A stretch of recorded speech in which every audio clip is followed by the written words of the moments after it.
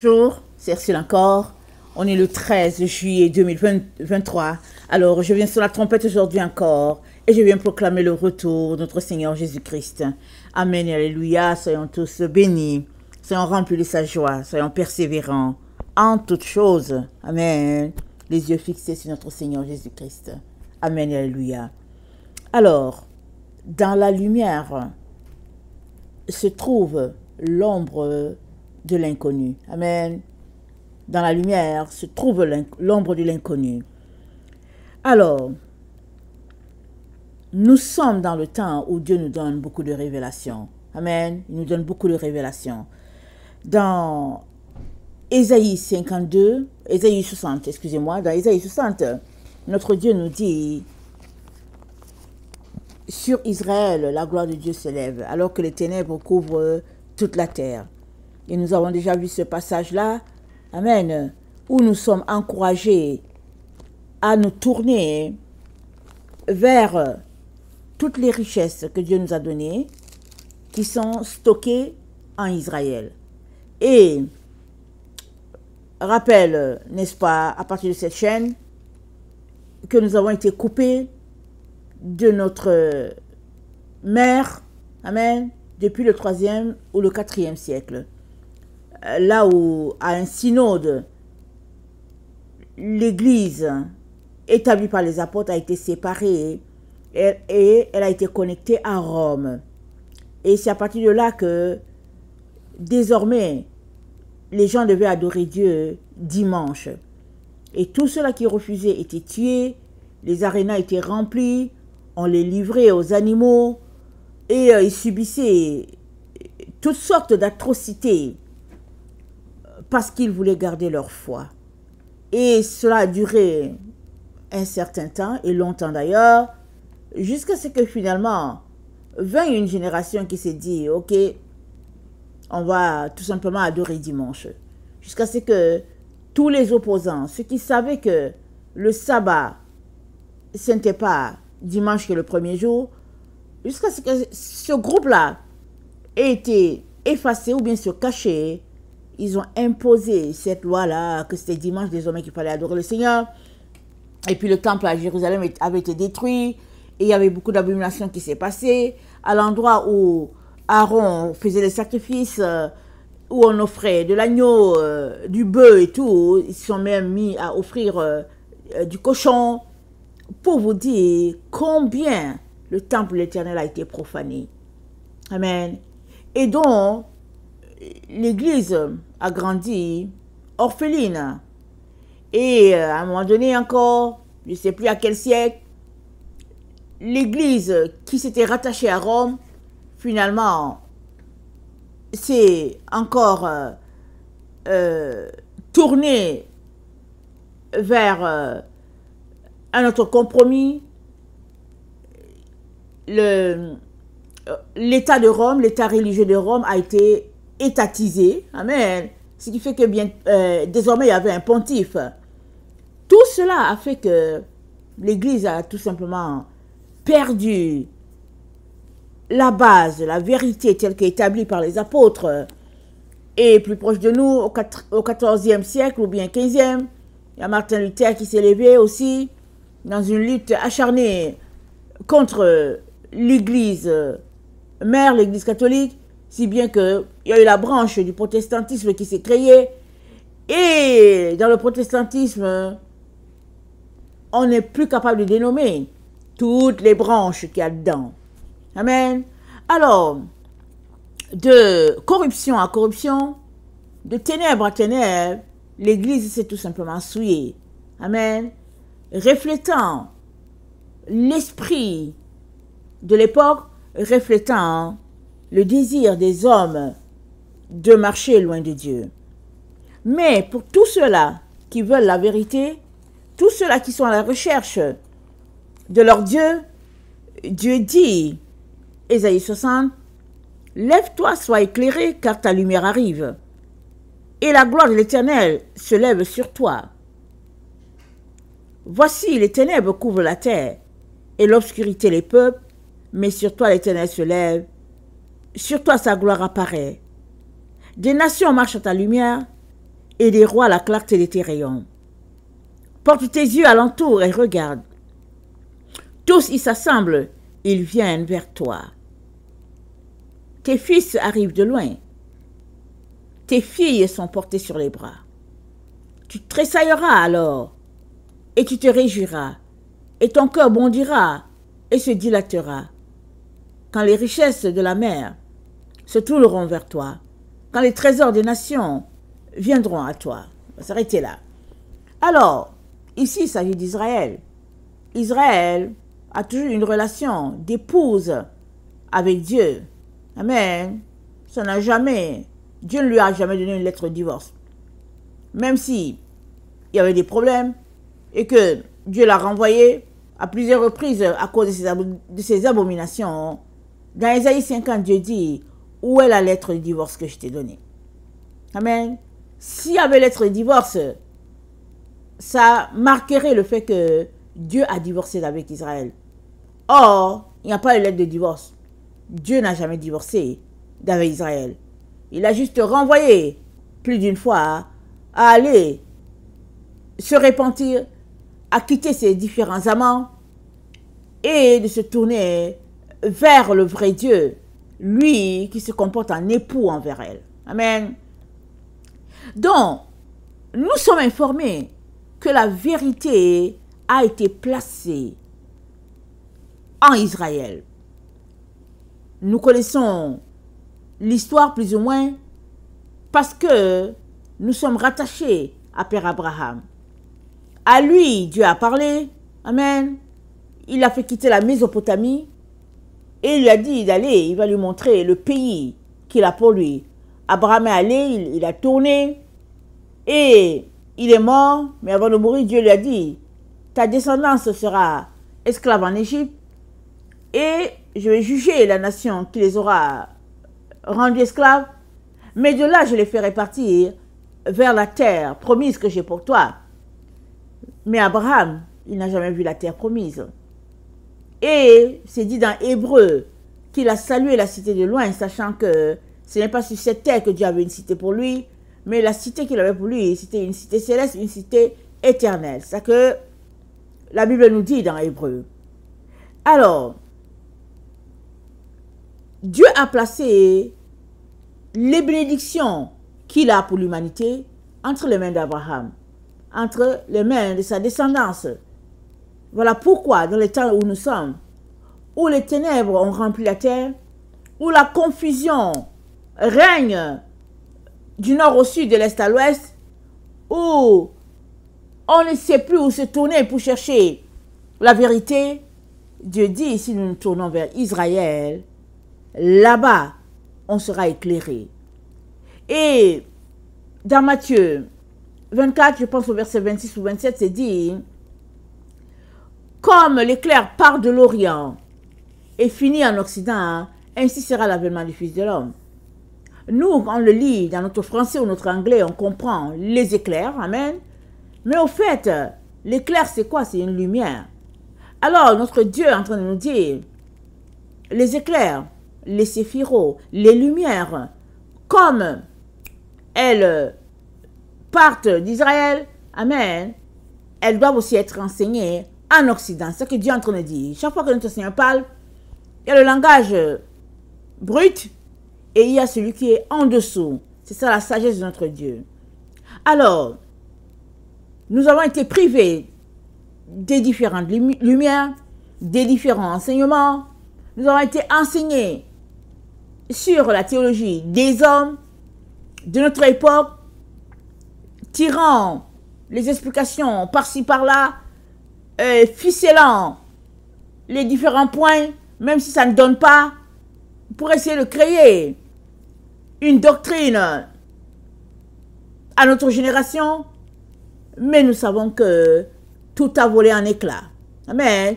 Tout a volé en éclats. Je reviens encore pour te dire, si tu es adepte de l'enlèvement, tu crois que tu seras enlevé et que tu partiras, tu vas voler dans l'espace pour aller trouver Dieu, je peux te dire déjà que c'est faux et archi faux.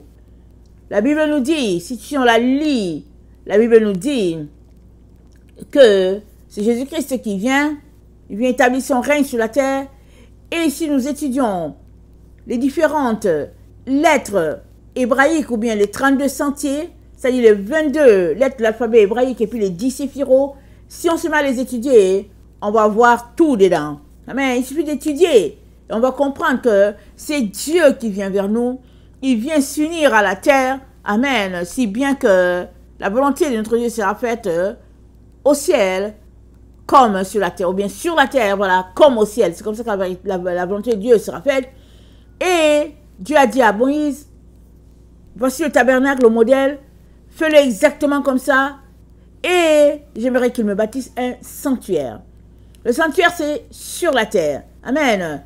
Et en partant, quand tous ceux-là qui auront choisi de suivre Jésus-Christ se seront sanctifiés, seront purifiés, amen, toute la terre sera un sanctuaire à notre Dieu.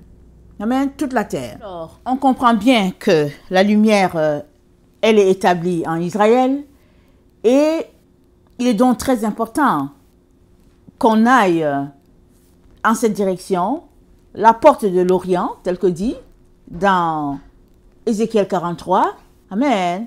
La porte de l'Orient, c'est l'endroit par lequel la gloire de Dieu va venir. Amen. Alors, il y en a qui commencent l'école très jeune, 5-6 ans, peut-être 4 ans, peut-être même 3 ans, ça dépend des pays. Et ils apprennent vite. Et il y a d'autres, ils sont obligés d'aller au cours, le cours aux adultes. Et souvent, le cours, c'est le soir. Ils arrivent à la maison, après le travail, et ils retournent sur les bancs parce qu'ils veulent améliorer un peu leur situation financière afin de venir plus en aide à la famille. Amen.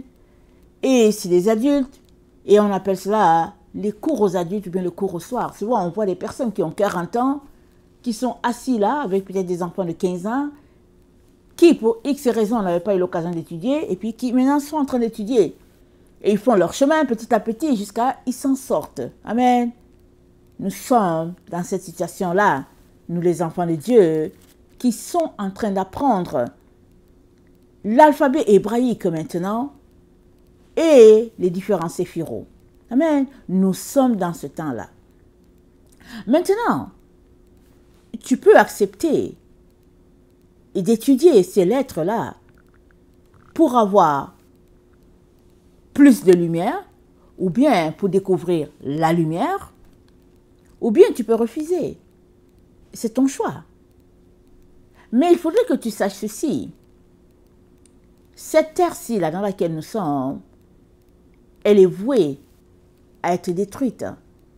Et il y aura un nouveau royaume sur la terre, un royaume éternel, qui ne périra pas. Et habiteront ce royaume-là ceux-là qui auront choisi de se transformer, de passer des ténèbres à la lumière. Alors, réfléchis bien avant de décider de ne rien faire du tout. Réfléchis bien avant de t'asseoir et de subir, parce que qui ne dit rien consent. Mais consent à quoi? Consent à ce qui est déjà établi. Amen. C'est déjà établi. Depuis le péché originel, que la vie sur la terre, c'est une marche clopin-clopin entre vérité et puis mensonge, et puis entre lumière et ténèbres, pourvu que ça fasse notre affaire, et puis on est là-dedans, une vie d'équilibre, zone grise, on est là-dedans, et notre Seigneur nous dit, ce n'est pas ça, la vie du ciel, c'est pas ça, la loi dans la présence de Dieu. Dans la présence de Dieu, tout est lumière, tout est éclat, tout est beauté. Alors, si tu veux t'identifier au citoyen du ciel, si tu veux t'identifier à ton Père céleste, il est très important que tu choisisses la marche de la lumière. Amen. Et cette marche de lumière-là, elle est fonction d'une personne qui nous l'a donnée. Amen. la lumière, elle a été établie sur notre terre à l'origine, à la création, mais il y a eu pollution, corruption, et après, notre Dieu lui-même est venu sur la terre en la personne de Jésus-Christ, et elle est venue nous donner cette lumière-là. Alors, dans Jean 1, il est question, il est dit, au commencement était la parole, et la parole était avec Dieu, et la parole était Dieu. Mais c'est quoi la parole? Pour plusieurs, ça s'arrête là. Pour plusieurs, la parole, c'est juste ce livre-là que j'ai en main, et puis ça s'arrête là. Mais, si on veut traduire tel que c'est écrit, d'où ça a été traduit à l'araméen ou bien en grec, c'est écrit, au commencement était la loi. Amen. Au commencement était la loi. Et la loi était avec Dieu et la loi était Dieu. Au commencement étaient les préceptes de Dieu. C'est ça, au commencement. Alors, les préceptes de Dieu, la loi de Dieu, si vous voulez, ces commandements, c'est ça la lumière. Alors, en tant que chrétien, on a une partie des différentes lumières possibles. On a notre Bible, amen, mais on n'a pas les séphiros, on n'a pas les lettres alphabétiques, on n'a pas la Torah, on n'a pas certains livres, amen, écrits par les prophètes, on ne les a pas. Alors, où est-ce que je vais en venir? C'est ta responsabilité d'aller chercher le maximum de lumière parce que il s'agit d'échapper à ce qui se passe sur la terre. Tu ne vas pas rester là subir. Tu dois aller chercher la lumière. Et le Seigneur t'apporte un peu de lumière par mon canal, Dieu merci. Mais il y a d'autres personnes qui font comme moi, ils sont en ligne. Ils font comme moi, ils apportent la lumière. Ce que Dieu leur révèle, ils l'apportent. Ce serait un gros péché de leur part de cacher la lumière que Dieu leur révèle. Voilà pourquoi vous recevez des enseignements, peut-être qui vous choquent, qui sortent de l'ordinaire, mais c'est des enseignements dotés du cachet de Dieu pour la plupart. En tout cas, ceux-là, les messagers de Dieu qui sont en ligne, amen, ou bien qui sont sur les places de marché, peu importe, ils viennent au nom du Seigneur. C'est à nous de les écouter et de décider d'aller dans leur sens ou pas. Amen. C'est ça notre responsabilité. Alors, donc, au commencement était la loi, et la loi était avec Dieu, et la loi était Dieu. Elle était au commencement avec Dieu. Toute chose a été faite par la loi, et rien de ce qui a été fait n'a été fait sans elle. En elle était la vie, et la vie était la lumière des hommes. Donc, en la loi était la vie, en la loi, et la loi, c'est la lumière. Amen. La loi, c'est la lumière. La lumière, lui, dans les ténèbres, et les ténèbres ne l'ont point reçu. Amen. Il y eut un homme envoyé de Dieu, son nom était Jean. Il vint pour servir de témoin, pour rendre témoignage à la lumière, afin que tous cruent par lui. Il n'était pas la lumière, mais il parut pour rendre témoignage à la lumière. Amen. Cette lumière était la véritable lumière qui venait dans le monde, éclaire tout homme. Elle était dans le monde, et le monde a été fait par elle, et le monde ne l'a point connue. Elle est venue chez les siens, et les siens ne l'ont point reçue. Mais à tous ceux qui l'ont reçue, ceux qui croient en son nom, elle a donné le pouvoir de devenir enfants de Dieu, lesquels sont nés, non du sang, ni de la volonté de la chair, ni de la volonté de l'homme, mais de Dieu. Donc, on apprend que la lumière, c'est la loi de Dieu. Ça veut dire quoi? Ça veut dire que si tu mets en pratique la loi de Dieu, tu es en train d'assimiler la lumière de Dieu. Tu es en train de recevoir la lumière de Dieu. Tu es en train d'intégrer la lumière de Dieu à toi. Et alors que la lumière entre en toi, en même temps, tu choisis de faire sortir les ténèbres. Amen. Parce que si la loi de Dieu dit, tu ne mentiras pas, ça veut dire que si tu es quelqu'un qui aime mentir, qui aime cacher la vérité, ça veut dire qu'à partir de maintenant, tu choisis de libérer la vérité, amen, et de laisser aller le mensonge. Amen, ça c'est un exemple. Alors, mais où brille la lumière? La lumière brille là où il y a les ténèbres. Amen. Si tu mets deux lampes, l'une à côté de l'autre, ça ne servira pas à grand chose. La plus intense des lampes va absorber la plus petite et tu verras aucun changement. Lumière, c'est lumière. Mais la lumière, elle est importante, efficace, là où il y a les ténèbres. Amen. Là où il y a les ténèbres, la lumière, elle est très utile. Parce que elle te permet de voir, elle t'éclaire. Et voilà pourquoi Dieu a permis que la lumière vienne jusqu'à nous et qu'elle se manifeste, amen, à la personne de notre Seigneur Jésus-Christ. Amen. Alors, la Bible nous dit qu'il est venu, il a marché sur cette terre, pleine de grâce et de vérité. Amen. Et il a marché, il a marché, il a marché. Et un jour, ils l'ont cloué. Quand il a dit tout est accompli et qu'il a rendu l'âme, comme on dit, ce qui est sorti de lui là, le souffle qui est sorti de lui, c'était la lumière. Alléluia. La lumière est sortie de notre Seigneur afin que toi tu ressortes cette lumière là. Dès que la lumière est sortie, le voile du temple a été déchiré. Amen. Et nous savons que le temple, dans le tabernacle de Moïse, il y avait trois parties. La cour, le lieu saint, le lieu très saint. Moïse a rencontré Dieu dans le Saint des Saints, là où il y avait l'arche, amen, les deux chérubins. Moïse était là, c'est là que Dieu lui parlait, parce que Dieu a dit, voici l'endroit où je te rencontrerai, dans le Saint des Saints.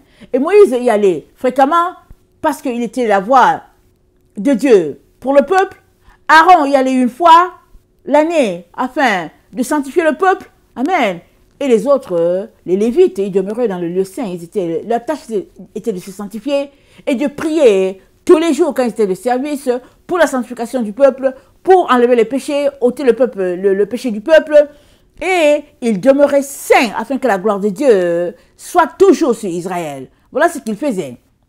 Et la cour, c'était là que les gens venaient pour déposer leurs sacrifices, pour demander pardon, pour exposer les différents problèmes. Ils venaient dans la cour.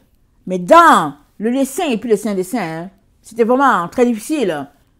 On n'y allait pas quand on voulait et quand on voulait et comme on voulait. Amen. Mais quand le voile du temple, quand Jésus-Christ a rendu l'âme et que le voile du temple a été déchiré, amen, le lieu était désormais accessible à tout le monde et le lieu est désormais accessible à tout jamais. Maintenant, le voile du temple s'est déchiré, ça veut dire quoi? Ça veut dire que ce qui était caché est maintenant rendu possible pour quiconque cherche la vérité ou bien à quiconque Dieu le révèle. Amen. Alors, le voile du temple se déchire parce qu'il y avait un voile entre la cour et le lieu saint. Il y avait un autre voile entre le lieu saint et le saint des saints. Donc, le voile a été déchiré. Alors, désormais, là où tu es, tu peux arriver au Saint des Saints. Tu peux te sanctifier, te purifier au point où tu entres dans l'intimité avec Dieu et tu te retrouves ainsi au Saint des Saints. Et c'est ça que Dieu veut. Et une fois que tu es là-bas au Saint des Saints, tu as quand même assez de lumière parce que pour être arrivé au Saint des Saints, ça veut dire que Dieu t'a éclairé dans tes marches et l'endroit où tu es arrivé. Amen. C'est un endroit de lumière, mais il y a encore plein à découvrir. Souvent notre ignorance, souvent le manque d'information, souvent notre esprit n'est pas capable de supporter certaines choses. Et dans la lumière se trouve encore de l'inconnu, de l'ombre, des zones de ténèbres. Il y en a. Et c'est ta responsabilité et la mienne de travailler d'arrache-pied pour que la lumière de Dieu vienne jusqu'à nous et que les ténèbres soient dissipées de nous et puis de tout un chacun, ou bien les ténèbres soient dissipées de nous et de tous ceux-là qui nous écoutent. Amen, qui nous entendent. C'est très très important. Dieu a pourvu pour que cela soit possible. Amen. Écarter les ténèbres de nous afin que nous recevons le plus de lumière. Et d'ailleurs, dans Ésaïe 26, amen, il nous dit, malgré le fait que le voile du temple se soit déchiré, les ténèbres demeurent encore dans l'esprit de plusieurs personnes sur la terre. Et puis la Bible dit quoi? Elle dit que nous connaissons en partie. Amen.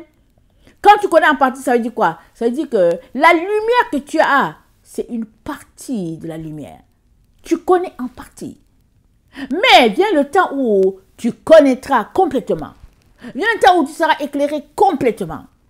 Mais pendant que nous sommes dans ce corps, dans cet état, notre quotidien se résume à aller chercher la lumière à tout moment, à chaque période, chaque fois qu'on le peut, nous sommes appelés à aller chercher la lumière.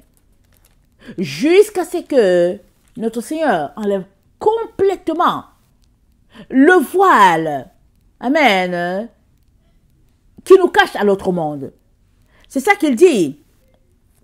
Dans Ésaïe 25, il dit, nous sommes au verset 6, Ésaïe 25, le verset 6, « L'Éternel des armées prépare à tous les peuples sur cette montagne un festin de mets succulents, un festin de vin vieux, de mets succulents pleins de moelle, de vin vieux clarifié.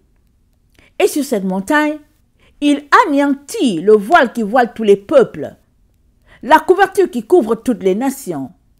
Il anéantit la mort pour toujours. Le Seigneur l'Éternel essuie les larmes de tous les visages. Il fait disparaître de toute la terre l'opprobre de son peuple, car l'Éternel a parlé. » Amen.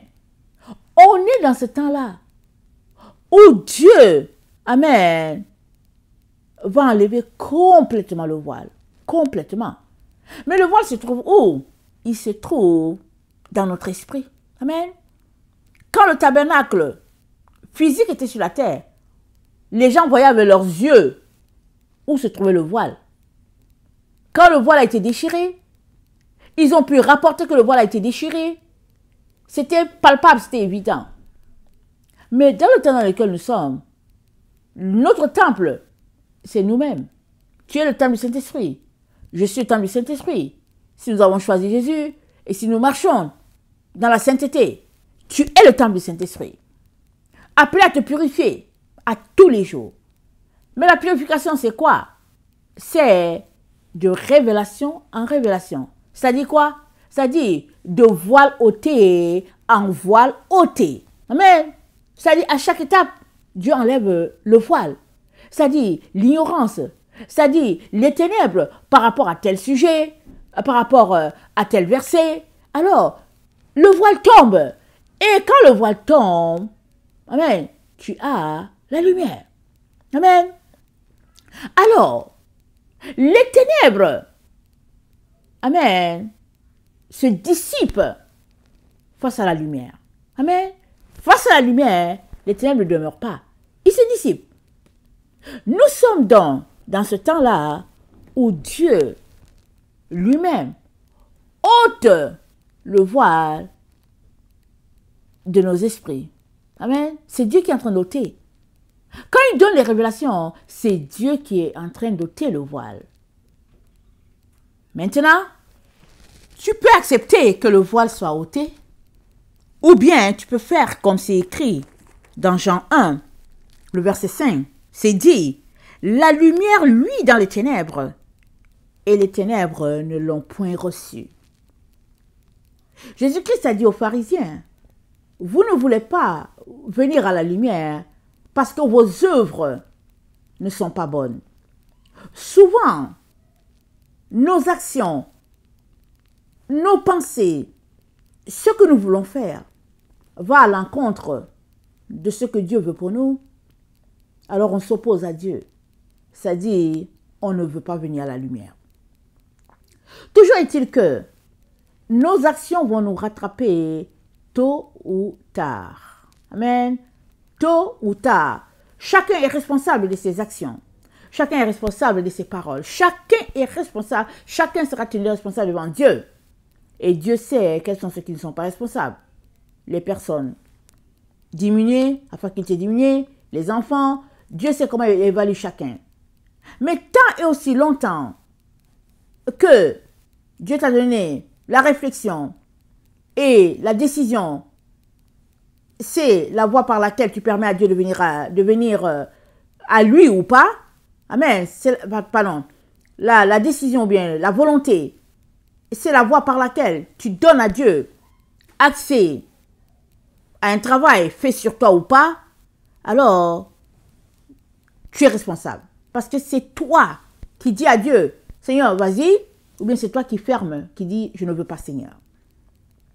Alors, si tu choisis de faire comme c'est dit dans Jean 1, le verset 5, ben voilà, ça te rattrapera plus tard.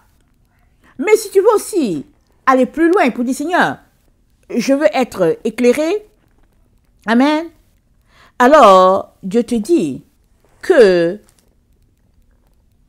la lumière qui est Jésus, lui en ce moment, sur la terre, malgré l'intensité des ténèbres, malgré la confusion, la lumière de notre Seigneur Jésus-Christ, lui, sur la terre, elle brille. Peu importe l'endroit, elle brille. Tu es capable d'aller avoir de l'information, tu es capable d'avoir la lumière telle que notre Dieu l'a établie. Amen. Et pour chaque personne, il a une source. Amen. Pour chaque personne, il a une source. Alors, il n'y a pas longtemps, j'étais en prière. Amen. Quand le Seigneur m'a dit Idékel. Amen. J'ai partagé cela. Et de Idékel, on s'est retrouvé à un Y. Amen. Y. J'avais le Y en main. Quand j'ai posé le Y, j'avais le Y en main et je voyais que c'était Yeshua. Il s'agissait de Jésus. Et le Y, je l'ai posé. C'est descendu au fait. Je l'avais en main, position verticale et puis ça s'est couché. Et de la tige, c'était Yeshua. Et finalement, à la tige de gauche, c'était l'adversaire. Et la tige de droite, c'était écrit Marie. Amen. Alors, nous savons tous la confusion à l'esprit, l'être humain, tout ce que l'ennemi a semé comme confusion sur la terre, nous le savons tous. Amen. Mais je partage ce que j'ai vu, ce que on m'a donné. Amen. Je l'ai partagé et je vais encore remettre le chemin que j'ai essayé de dessiner pour vous montrer ce que Dieu nous a montré. Ce qui fait que la voie de droite, c'était Marie et la voie de gauche, c'était l'adversaire. Et ça correspond à Matthieu 25. Amen. Et là où Dieu dit, je dirai à ceux qui sont à droite, entre dans la joie de ton Père, parce que j'ai été malade, tu m'as visité, j'ai eu faim, tu m'as donné à manger. Et à ceux qui sont à gauche, amen, c'est dit, je dis, retirez-vous de moi, parce que j'étais malade, vous n'êtes pas venu me visiter, j'ai eu faim, vous m'avez pas donné à manger. Je vais faire aussi référence à ce passage-là, sur le chemin. Alors, le Seigneur lui-même, il révèle le Y, il donne un rêve, amen. Nous savons tous que les rêves sont des lumières, amen. Il y a des rêves qui sont de Dieu, il y a d'autres qui ne sont pas de Dieu. Mais ici, Dieu donne le rêve. Alors, on a le Y. À droite, c'est Marie. On va regarder qu'est-ce qui est dit dans Luc 1. Le verset 48. Voilà ce que l'apôtre, le frère Luc a écrit. Luc 1, verset 48. Il s'est dit, parce que, attendez, je pense que je commence.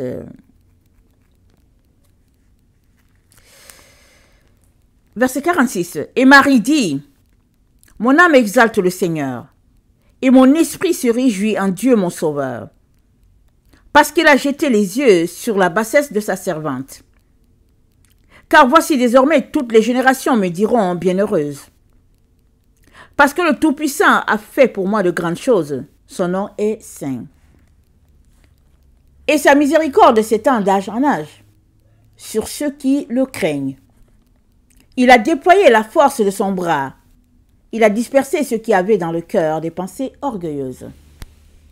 Il a renversé les puissants de leur trône. Il a élevé les humbles. Il a rassasié de biens les affamés. Il a renvoyé les riches avides. Il a secouru Israël, son serviteur. Il s'est souvenu de sa miséricorde, comme il l'avait dit à nos pères, envers Abraham et sa postérité pour toujours. Amen. On va s'arrêter là. Alors, c'est le cantique de Marie, sa louange envers l'Éternel, mais beaucoup d'éléments ressortent ici qui s'appliquent à notre temps. Verset 49. Non, pas 49. Verset 48. Parce qu'il a jeté les yeux sur la bassesse de sa servante. L'humilité. Seuls les humbles vont prendre la voie de droite. Là où c'est écrit Marie. Seuls les humbles. Ceux qui sont orgueilleux ne prendront pas cette voie. Parce qu'ils ont des problèmes avec les femmes. En particulier avec Marie, ils ne prendront pas ce chemin. Il y a trop d'obstacles à leur niveau. Ils veulent le fruit de Marie. Ils veulent juste son fruit. Ils ne veulent pas l'arbre Marie, ils ne veulent pas. Si l'arbre Marie est une poire, attendez, je ne sais pas comment on l'appelle, l'arbre qui donne les poires, disons que, est un manguier. Voilà, je connais bien les mangues. Alors, si l'arbre Marie est un manguier, ils ne veulent pas le manguier, mais ils veulent les mangues. Le seul problème, s'il n'y a pas de manguier, il n'y aura pas de mangue. Mais plusieurs aiment les mangues, pas l'arbre. Et Dieu dit à tous ceux-là qui se comportent comme ça, il dit, vous êtes déçus, vous êtes dans le leurre, vous êtes injustes. Parce que vous voulez le fruit et vous ne voulez pas là où le fruit, vous ne voulez pas l'arbre qui a produit le fruit. Et puis parce que vous êtes profiteur. Et ton Dieu te dit, tu n'auras rien. Amen. Tu n'auras rien. Au finish, tu n'auras rien. Alors tous ceux-là qui veulent le fruit de Marie, qui est Jésus, mais qui ne veulent pas de Marie, ils n'auront rien. À bon entendeur. Voilà, il est important que la vérité te soit prêchée en ce 13 juillet. Très, très important. Deuxième élément.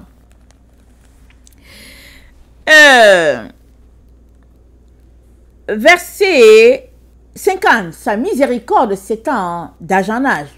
Dans la miséricorde de notre Dieu s'étend jusqu'à nous. Amen.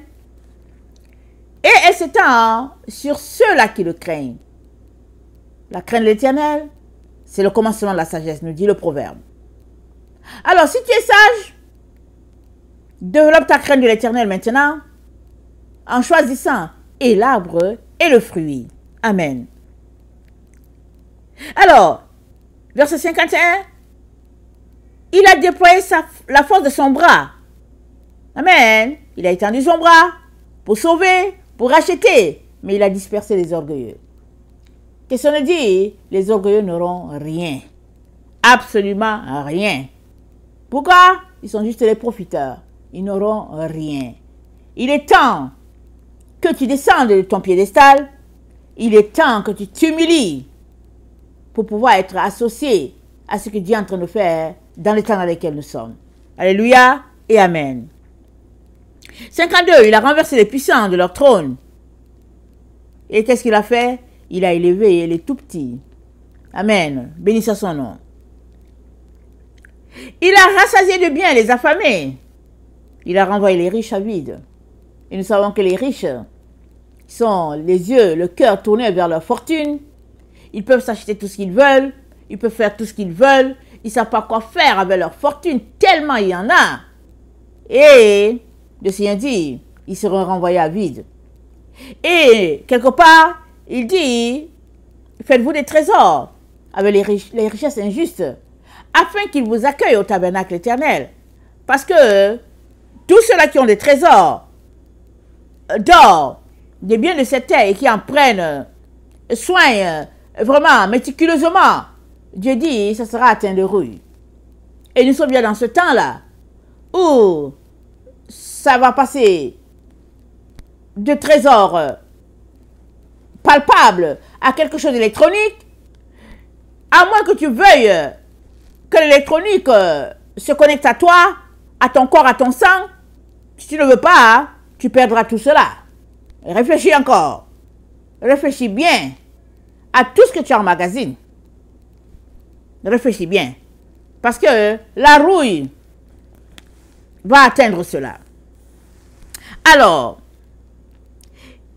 Dieu, on est dans le temps où Dieu secourt Israël comme il l'a promis. Amen. À Abraham, son serviteur. Il l'a promis. Voilà pourquoi, à Idékel, amen, il pose le Y et il nous montre le chemin de droite. Parce que c'est par le chemin Marie, amen, que tu recevras la bénédiction que Dieu a promis à Abraham. Pas par le chemin de l'adversaire. Non, par le chemin de Marie. C'est là que tu reçois la bénédiction de Dieu. Pense encore. Réfléchis bien. Alors, nous savons que Abraham a eu 2 petits-enfants d'Isaac, l'enfant promis. Il a eu Ésaü et il a eu Jacob. Et finalement, Ésaü, c'est pas sa branche, c'est pas Ésaü qui a été choisi, c'est Jacob qui a été choisi. Et c'est lui qui porte la bénédiction. Et si nous allons donner notre vie à Jésus, et si nous réclamons de Jésus-Christ, nous sommes connectés à la branche de Jacob, pas à la branche d'Ésaü. Quoique l'ennemi a travaillé, mains et pieds sur la terre, depuis des générations, pour répandre partout l'esprit d'Ésaü, la vérité est que la bénédiction de notre Dieu, promis à Abraham, vient par la branche de Jacob. Ça veut dire que tous ceux-là qui sont d'Ésaü, qui ont accepté le choix de Dieu et qui font ce que Dieu a dit, ils auront aussi la bénédiction. Mais tous ceux-là qui s'entêtent, qui disent que non, Ésaü c'est le premier, et puis nous on ne veut pas changer, ils seront tout simplement rejetés. Tous ceux-là qui disent non, ce n'est pas la porte de l'Orient. Nous on fait ce qu'on veut, on a notre Jésus, on fait ce qu'on veut, ils seront rejetés. Parce que notre Dieu nous dit, dans Ésaïe 43, que la gloire de Dieu vient à la porte de l'Orient, et c'est de l'Orient que la bénédiction vient, c'est la partie de l'Est, c'est à la porte de l'Est, la porte de l'Orient, que la gloire de Dieu va se manifester. C'est clair, c'est net, Dieu ne l'a pas caché. Notre Seigneur nous l'a dit, clair, clair, clair. Aujourd'hui sur la terre, on suit différentes dénominations, on est inscrit soit à telle dénomination, soit à telle autre. Mais seuls ceux-là qui obéissent au choix de Dieu, en prenant l'embouchure de la droite, là où c'est écrit Marie, seuls eux arriveront à bon port. S'ils continuent de se sanctifier, de se purifier sur la voie écrit Marie, ils vont connecter au Père. Et tout le reste qui refuse, il n'y aura pas d'autre choix. C'est vous-même qui avez refusé. Chacun est libre. Amen. Pourquoi? Parce que Dieu nous a donné tous une volonté et chacun exerce sa volonté comme il veut. En partant dès le début, Jésus-Christ a dit à tous ceux-là qui lui donnent sa vie, à tous ceux-là qui lui donnent leur vie, Jésus-Christ a dit, quiconque veut venir après moi, qu'il renonce à lui-même. Ça dit quoi? Ça dit qu'il faudrait que tu lui donnes ta volonté. C'est ça qu'il a dit. Alors, sens-toi libre. Toujours est-il que tu ne pourras pas enfreindre la barrière établie par notre Dieu, le choix de notre Dieu. Et il a dit, c'est l'embouchure Marie. Amen. Au niveau du fleuve, il dit, c'est l'embouchure Marie. Donc c'est ça. Parce que c'est de là que vient la source d'eau, la source limpide, la source où tu peux te mirer. Pas du côté de l'adversaire, où l'eau est boueuse, elle est sale, elle est stagnante, elle ne donne rien de bon. Et de ce côté se trouvent tous les opposants, tous les démons possibles. En tout cas, tout est là-bas. À gauche, là où l'eau stagne et que l'eau a une odeur de puanteur, c'est pas là-bas. Même si tu dis que c'est Jésus-Christ que tu as choisi, assure-toi que tu es à la bonne sortie. La sortie où c'est écrit Marie. Et elle est à ta droite. Si tu prends la sortie où c'est écrit l'adversaire, que tu l'aies vu ou pas, c'est fini. Tu seras à cette sortie. Vient un temps où, comme vous voyez le Y, à un moment donné, ils ne peuvent pas se rencontrer. Et le prophète Ézéchiel nous le dit si bien. Dans Ézéchiel 43, il nous raconte une vision que Dieu lui a donnée. Et c'est exactement ce qui arrivera de notre temps, si ce n'est pas déjà en vigueur. Amen. Ésaïe 47. Il me ramena vers la porte de la maison, et voici, de l'eau sortait sous le seuil de la maison, à l'Orient. Vous voyez, l'eau sort à l'Orient, c'est-à-dire à l'Est. Ce n'est pas en Occident, ce n'est pas au Midi, ce n'est pas au Nord. Non, non, non. En Orient. Amen. Prends cette information, toi qui m'écoutes. Car la face de la maison était à l'Orient, l'eau descendait sous le côté droit de la maison, au midi de l'autel. Il me conduisit par les chemins de la porte septentrionale, il me fit faire le tour par dehors jusqu'à l'extérieur de la porte orientale. Et voici, l'eau coulait du côté droit. Lorsque l'homme s'avança vers l'Orient, il y avait dans sa main un cordeau. Il mesura 1000 coudées, il me fit traverser l'eau et j'avais de l'eau jusqu'aux chevilles. Il mesura encore 1000 coudées et me fit traverser l'eau et j'avais de l'eau jusqu'aux genoux. Il mesura encore 1000 coudées, il me fit traverser et j'avais de l'eau jusqu'aux reins. Il mesura encore 1000 coudées, c'était un torrent que je ne pouvais traverser, car l'eau était si profonde qu'il fallait y nager. C'était un torrent qu'on ne pouvait traverser. Il me dit, as-tu vu, fils de l'homme? Il me ramena au bord du torrent. Quand il m'eut ramené, voici, il y avait sur le bord du torrent beaucoup d'arbres de chaque côté. Amen. Donc Ézéchiel nous dit, au niveau des reins, amen, il a traversé, il est au niveau des reins, et à ce niveau-là, il ne pouvait plus traverser. C'est l'ange qu'il a pris, qui l'a ramené. Parce que lui, Ézéchiel, ne pouvait pas traverser. Donc vient un temps où tu ne pourras plus passer d'un bord à l'autre. Non. Tu seras tout simplement calé à l'endroit où tu es, le jour que Dieu va décréter. Alors suppose que tu es une de ces personnes-là qui aiment passer d'un bord à l'autre. Suppose que tu es ça. Viens un jour où tu seras tout simplement calé dans ton côté gauche là-bas. Et ce serait dommage. Il est très important que tu choisisses déjà ton côté droit. Le côté là où il y a Marie. Même si c'est un nom qui fait honte. Il y a beaucoup de gens qui ont honte du nom Marie. Ils ont honte. Et dès que les autres entendent le nom Marie, ils sont prêts à donner l'enseignement aux autres. Pour dire que non, ça ne se fait pas. Et puis, voilà ce qui s'est passé. Parce que il y a des tas d'enseignants sur la terre, n'est-ce pas? Mais notre Dieu, il est clair, il est net, il est lumière, il est gloire. Il dit, embouchure Marie, si tu veux, tu prends, tu ne veux pas, ce sera ton choix. Ok. Donc, c'est lui, n'est-ce pas, qui nous instruit. Goutte à goutte, il donne l'information. Goutte à goutte, il nous ouvre l'esprit.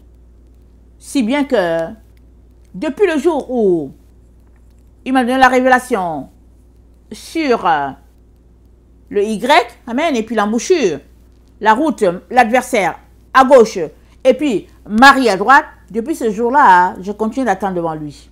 Amen. J'ai continué d'attendre parce que mon esprit m'envoyait le signal que la leçon n'était pas finie.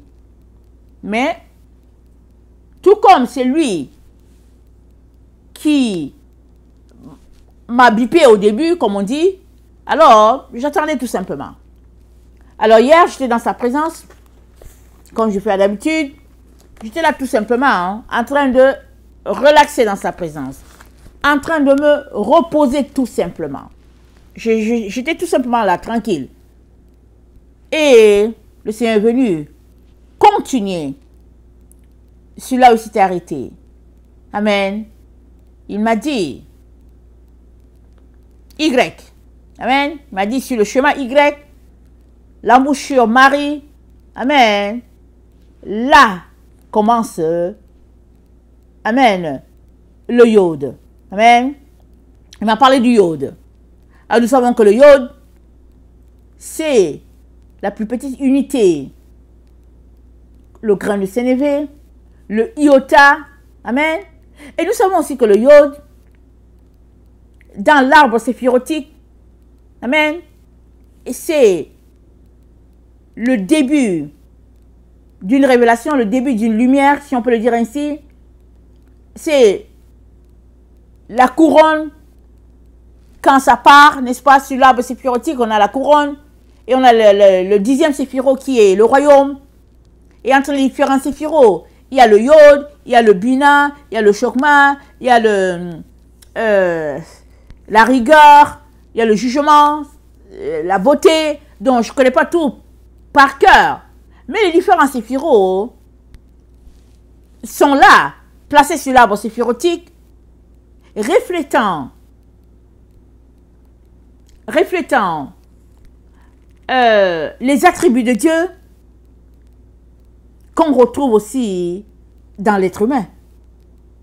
Parce que notre Dieu, il est Yod, He, et Vav, He, YH, VH, Amen. Il est cela. Et ce nom de Dieu est imprégné dans notre ADN, comme quoi nous lui appartenons. Amen. Alors ce Yod-là, qui est la plus petite unité que Dieu convertit pour l'être humain, est aussi retrouvé dans chaque être humain. Amen. Alors, Dieu est grandiose. Il est extraordinairement grand. Mais, comment pouvait-il s'exprimer dans un être aussi petit, si insignifiant que l'être humain? Ce n'est qu'en venant avec la plus petite unité qui est le iode. C'est comme ça que notre Dieu, le grand Dieu, grand, puissant, s'exprime à l'humain, ou bien dans l'humanité, ou bien dans le cosmos. Il s'exprime à travers une unité qui est si petite, le iode. Amen. Alors, c'est à travers le iode que nous sommes connectés à Dieu. Amen. Et c'est ça qu'il m'a apporté. Alors, ce nouveau élément qu'il apporte nous donne tout simplement de réaliser que nous avons besoin de cette lumière-là, amen, qui est notre Seigneur Jésus-Christ, pour pouvoir nous répandre sur la terre. D'abord, nous avons besoin de cette lumière-là pour ressembler à Dieu, Parce qu'il dit que nous sommes lumière, il dit quoi? Il dit, vous êtes le sel de la terre, vous êtes la lumière du monde. Alors Jésus-Christ a dit cela, c'est lui qui a dit. Il nous fait tellement confiance, il dit que tu es la lumière du monde, tu es le sel de la terre. Maintenant, c'est à toi de t'arrêter. Et te demander si tu reflètes vraiment la lumière. Si tu reflètes la lumière, alléluia, amen, continue. Mais si tu ne reflètes pas la lumière, si tu es un sel sans saveur, il est temps que tu donnes du saveur, que tu donnes, pardon, de la saveur au sel que tu es. Il est temps que tu puisses briller, parce que tu es fait pour briller. Alors Jésus-Christ a dit, si le sel perd sa saveur, avec quoi la lui rendra-t-on sa plus de valeur? On jette ça seulement. Et la lumière, elle est faite pour éclairer, pas pour être mise sous le lit. Question de dire que tu es lumière, Dieu l'a dit. Alors, fais grandir ta lumière. Et nous avons les 32 sentiers que Dieu a mis à notre disposition pour que nous puissions avoir le maximum de lumière, en plus d'avoir notre Bible, en plus d'avoir d'autres livres comme la Torah, parce qu'il y a des gens qui ne lisent pas la Torah, il y a des gens qui n'ont même jamais lu leur Ancien Testament, mais nous avons de la lumière que Dieu a placée par-ci, par-là. Amen. Disponible. Les gens ont caché la lumière, etc. Mais Dieu nous donne d'aller chercher le maximum de lumière. Comment allons-nous chercher cette lumière? Puisque le iode, ça représente notre Dieu. Amen. Le iode, c'est la plus petite unité de Dieu exprimée sur notre terre pour l'être humain. Alors nous avons déjà vu, je ne sais plus dans quelle vidéo, amen, que le shin ajouté à yod, he et puis vav, he, amen, ça fait 5 lettres finalement, ça donne Yeshua. Donc le shin, qui est, je pense, la 21e lettre de l'alphabet hébraïque, si j'ai bonne mémoire, le shin, c'est de la lumière. C'est une épée. Amen. C'est une lumière, un flash. Amen. Qui, une fois joint au yod he, le vav he, éclabousse notre atmosphère, éclabousse le cosmos en lumière incroyable, étincelante. Et puis, c'est notre Seigneur Jésus-Christ, Yeshua. Voilà pourquoi dans Jean 1, c'est dit, et la parole a été faite chair, elle a habité parmi nous, pleine de grâce et de vérité. Et c'est dit, la lumière est venue chez les siens ne l'ont pas reçue. C'est comme ça que le yod he et le vav he, amen, s'est révélé à l'humanité à travers Yeshua, qui au fait est la représentation du yod, amen, c'est-à-dire le shin ajouté au yod he et le vav he qui donne cet éclat-là. Alors Jésus-Christ, c'est l'éclat. Il est lumière, notre Seigneur. On le sait à tous les jours. Maintenant, si on dit que c'est notre Seigneur, il y a un sérieux problème si nous ne faisons rien pour lui ressembler. Parce qu'il est lumière. Il est lumière. Il est vérité. Il est droiture. Il est aussi justice. Alors si tu dis que Jésus-Christ est ton Seigneur et ton Sauveur et qu'il t'a sauvé, il y a un sérieux problème si tu demeures dans les ténèbres. Et Jésus-Christ a été patient. Et nous sommes dans le temps où il nous montre le schéma. Il dit on est dans le temps où le Y se divise.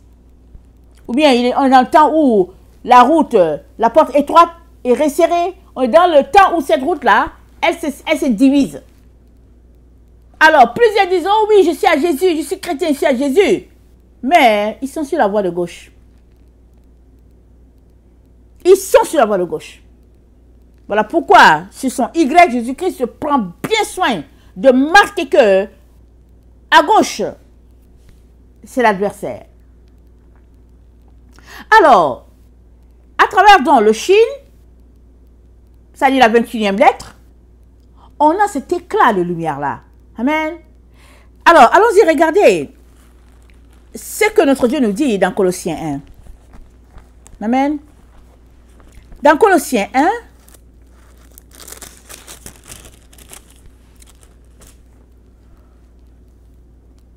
le verset 12, c'est dit, « Rendez grâce au Père qui vous a rendu capable d'avoir part à l'héritage des saints dans la lumière. » Amen. Nous avons part à l'héritage dans la lumière. Alléluia. Dans la lumière. La branche Marie, c'est là-bas. Amen. Qui nous a délivrés de la puissance des ténèbres et nous a transportés dans le royaume du Fils de son amour. Amen. Il nous a délivrés de quoi? Des ténèbres, c'est-à-dire de la voie de gauche. Là où c'est écrit l'adversaire. Amen. Tu as été délivré de cette voie-là. Tu as été délivré de l'Odyssée. Là où Jésus-Christ a dit, je vais te vomir, l'Odyssée. Si tu continues de marcher clopin, et puis eau froide, eau chaude, mélangée, tièdeur, Jésus-Christ s'est dit, je te vomis. Jésus-Christ a dit à l'Odyssée quoi? Et du zèle. Et repens-toi. Le zèle, c'est quoi? C'est le feu. Alléluia. C'est quoi encore? C'est le shin. La 21e lettre. Tu ne peux pas dire que tu suis Jésus-Christ et tu n'es pas enflammé pour lui. C'est pas possible. Tu te mets dans la tièdeur. Tu es là, tu dis, ouais, bon, je suis chrétien. Et puis bon, il paraît que Jésus arrive. Ben écoute, il paraît, ça va rester, il paraît pour toi. Ça va rester, il paraît, pour toi. Mais si tu es sûr que Jésus-Christ revient, alors, le Shin, qui est ce feu-là, que Jésus-Christ a donné à tous ceux-là qui l'adorent, qui l'honorent, ce Shin-là, il est en toi. Tu as appelé à être tout feu, tout flamme pour ton Seigneur. Tu as appelé à répandre la lumière de Dieu. Tu as appelé à être transporté dans le royaume de lumière et aussi à envoyer le plus grand nombre dans le royaume de lumière, c'est-à-dire à droite, la voie Marie. Amen.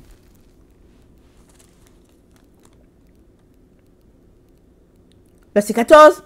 En qui nous avons la rédemption en qui nous avons la rédemption, la rémission des péchés. Il est l'image du Dieu invisible, le premier-né de toute la création. Amen. On ne voit pas Dieu, mais on le voit à travers Yeshua, à travers Jésus-Christ. Amen. Car en lui ont été créées toutes les choses qui sont dans les cieux, sur la terre, les visibles et les invisibles, trône, dignité, domination, autorité, tout a été créé par lui et pour lui. Amen. Il est avant toute chose, et toute chose subsiste en lui. Il est la tête du corps de l'Église. Il est le commencement, le premier-né d'entre les morts, afin d'être en tout le premier. Amen. Il est l'alpha et l'oméga. Amen. Alléluia. Car Dieu a voulu que toute plénitude habite en lui. Il a voulu par lui réconcilier tout avec lui-même, tant ce qui est sur la terre que ce qui est dans les cieux, en faisant la paix par lui, par le sang de sa croix. Amen. Dieu a voulu ça ainsi. Tout est en Jésus-Christ, tout est en Yeshua. Tout. C'est lui, finalement, qui a établi le cosmos, qui est le cosmos, il est tout. Tout est en lui. Si bien que il y a Dieu en relation avec l'être humain, et puis finalement, le tout devient un. Il y a juste un. Tout est unité. Alléluia. C'est ça notre Dieu. Des choses difficiles à comprendre, mais il nous les fait comprendre par son Saint-Esprit. Moi, il y a plein de choses que je ne comprends pas. Amen. Par la grâce de Dieu, le peu qu'il me donne de savoir, je vous l'apporte et je prie que mon esprit puisse saisir pour que Dieu me donne plus. Amen. Je prie. Parce que c'est une affaire d'étude. C'est une affaire de saisir. Amen. Alors, parce que le Seigneur m'a donné le yod, amen, sur l'embouchure Marie, il m'a dit, le iode, regarde le iode. Et quand il m'a donné ça, j'ai compris le message qu'il m'a donné. Il m'a donné un message sur le cosmos le 6 juillet. Amen. J'ai un message sur le cosmos, mais je ne l'ai pas apporté parce que il y avait quelque chose qui me manquait. Je n'arrivais pas à faire le lien, au fait. J'ai écrit le message. Amen. J'ai tout mis. Prête à le prêcher depuis le 6 juillet. Mais j'étais toujours là en disant, il y a quelque chose qui me manque, mais je ne savais pas c'était quoi. Amen. Je ne savais pas c'était quoi. Mais hier, le Seigneur m'a révélé que ce qui me manquait, c'était le iode. Parce que le cosmos, qui est notre univers, les galaxies et tout ce que Dieu a créé, il a créé le monde, n'est-ce pas? Il a créé, avant de créer l'homme, il a créé tout l'univers. Amen. Notre univers, il est vaste. Amen. Ce n'est pas juste notre galaxie, c'est beaucoup plus vaste que ce qu'on peut imaginer, ce qu'on peut voir, ce que la science a, tout est vaste. Alors, le iode, c'est l'élément qui va lier le cosmos, amen, à notre Dieu, et puis qui va lier l'homme, de telle sorte que l'homme va devenir un avec son Dieu. C'est le iode. Amen. Le iode. Là, je pourrais apporter le message sur le cosmos juste après cette leçon-ci. Mais avant d'apporter ce second message, ou bien ce premier message qui est apprêté depuis 7 jours, ou bien combien de jours, il est important que tu puisses étudier ton arbre séphirotique pour faire grandir les attributs de Dieu en toi. Nous savons que la base de toute chose, c'est la sagesse. C'est le Bina. Amen. On a vu cela. Mais le Bina, dans Proverbe 2, voilà dans Proverbe 2, voilà ce que notre Dieu dit. Proverbe 2, il dit, mon fils, si tu reçois mes paroles et si tu gardes avec toi mes préceptes, si tu rends ton oreille attentive à la sagesse, si tu inclines ton cœur à l'intelligence, oui, si tu appelles la sagesse, et si tu appelles la voix, et si tu élèves la voix vers l'intelligence, si tu la cherches comme l'argent, et si tu la poursuis comme le trésor, alors tu comprendras la crainte de l'Éternel, et tu trouveras la connaissance de Dieu, car l'Éternel donne la sagesse. Bina, il donne de sa bouche sorte la connaissance et l'intelligence. Chokma, il tient en réserve le salut pour les hommes droits, un bouclier pour ceux qui marchent dans l'intégrité, en protégeant les sentiers de la justice et en gardant la voie de ses fidèles. Alors tu comprendras la justice, l'équité, la droiture, toutes les voies qui mènent au bien. Amen. La sagesse, la base. Donc, il y a le iode. Amen. La lumière émane. Amen. Du Kéter, le iode. Amen. La plus petite des unités, la plus petite. C'est avec cette petite unité-là, ce grain de sénévé, que Dieu a décidé de venir s'exprimer dans notre atmosphère, dans notre environnement. Parce que notre Dieu est grandiose. C'est-à-dire, la seule manière pour lui de venir à nous, c'est de se faire petit, humble, et de venir à travers l'être humain. Amen. C'est ça le iode. Maintenant, on a les 10 séphiros. Ce sont des lumières. Amen. Ce sont des lumières. Si tu étudies chaque séphiro, par exemple, si tu choisis d'étudier la sagesse qui est le Bina, toi-même tu verras à la lumière de ce que tu auras étudié, tu verras si tu marches selon la sagesse de Dieu ou pas. Tu pourras te repentir, demander pardon et poser des actions pour que désormais ta vie soit selon la sagesse de Dieu. Voilà pourquoi c'est important que tu puisses les étudier. Au fait, tu n'accuseras personne. Tu ne te plaindras pas. Et pour les gens qui n'ont pas accès à de tels enseignements, Dieu sait comment il va les juger. Mais à toi, il te dit, fais tout pour aller chercher le maximum de lumière.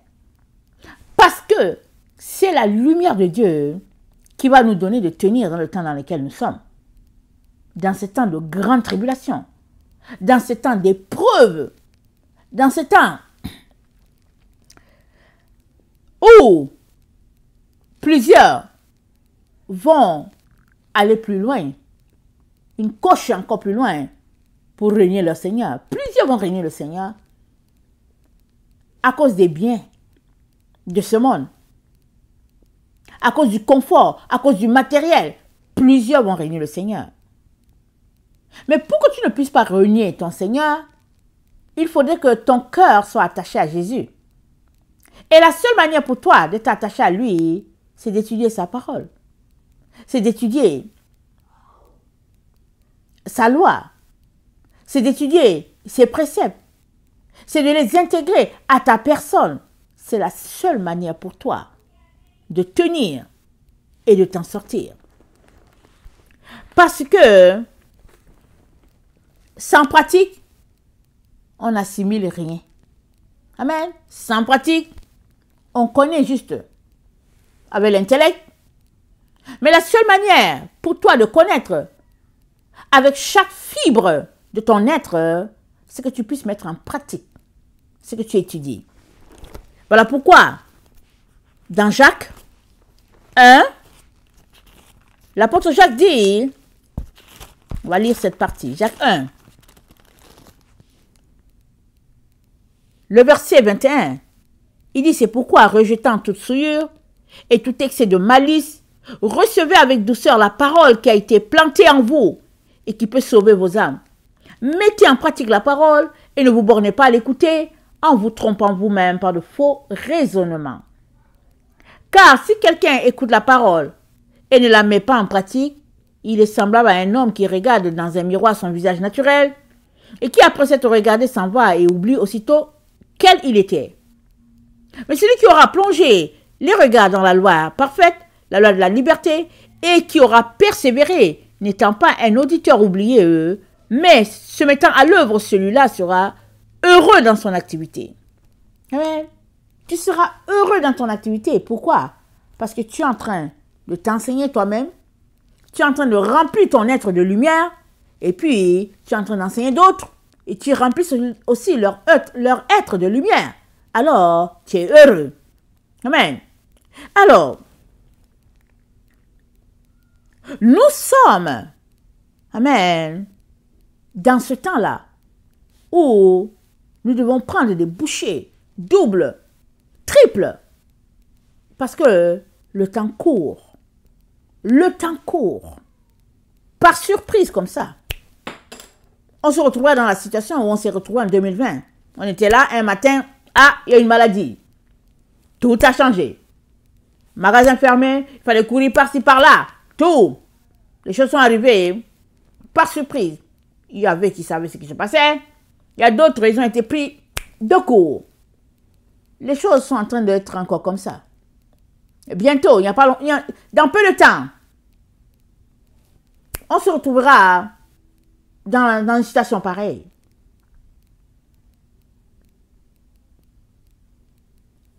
Es-tu préparé à cela? Parce que c'est maintenant que la situation n'est pas arrangée, n'est pas annoncée. C'est maintenant que tu dois prendre des bouchées doubles de lumière. Mais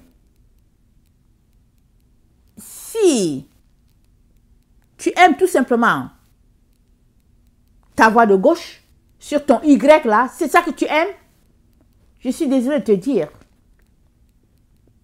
que vient le temps où tu ne pourras pas passer sur la branche de Y qui est à droite. Tu souhaiteras seulement. Parce que l'eau sera arrivée au niveau des reins, tel que dit Ézéchiel 47, et tu ne pourras plus traverser. tu ne pourras plus.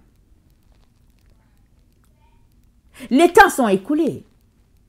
Il n'y a plus le temps. Et le Seigneur, dans son grand amour, lui-même nous enseigne.